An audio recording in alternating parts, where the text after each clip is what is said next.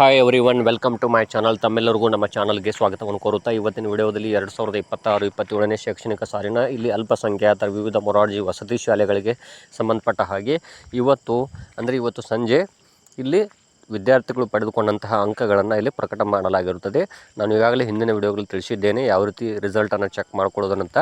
ಇನ್ನು ಮುಂದಿನ ಸ್ಟೆಪ್ಗಳ ಬಗ್ಗೆ ತಿಳಿಸೋದಾದರೆ ಇವತ್ತು ರಿಸಲ್ಟ್ಸ್ ಅನೌನ್ಸ್ ಆಗಿರುತ್ತದೆ. ನೆಕ್ಸ್ಟು ಈಗ ಮೊದಲ ಸುತ್ತಿನ ಸೀಟು ಹಂಚಿಕೆ ಲಿಸ್ಟು ಪ್ರಕಟವಾಗುತ್ತದೆ.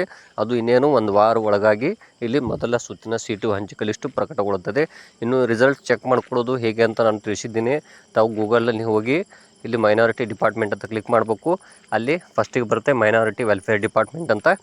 ತಾವು ಏನು ಮಾಡ್ಬೇಕು, ಅದನ್ನು ಕ್ಲಿಕ್ ಮಾಡಿದ ಮೇಲೆ ಫಸ್ಟಿಗೆ ಅಲ್ಲಿ ರೀಡ್ ಆಲ್ ಅಂತಿರುತ್ತೆ, ಅದನ್ನು ಕ್ಲಿಕ್ ಮಾಡಿ ಅಲ್ಲಿ ಫಸ್ಟಿಗೆ ಒಂದು ಕೊಟ್ಟಿದ್ದಾರೆ ಮಾಹಿತಿ.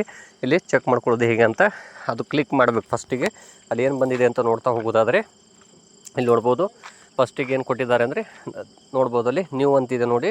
1ನೇ ನಂಬರ್ ಇದೆಯಲ್ಲ, ಅದು ದ 2026-27 ಅಂತಿದೆ ನೋಡಿ. 6th standard entrance exam results for residential school ಅಂತಿದೆಯಲ್ಲ, ಅದನ್ನು ಕ್ಲಿಕ್ ಮಾಡಿದ್ಮೇಲೆ ತಮ್ಮ SATS ನಂಬರನ್ನು ಹಾಕಿ ತಾವು ರಿಸಲ್ಟ್ಸನ್ನು ಚೆಕ್ ಮಾಡ್ಕೊಳ್ಬೋದು, ಎಷ್ಟು ಅಂಕ ಪಡ್ಕೊಂಡಿದ್ದಾರೆ ಅಂತ.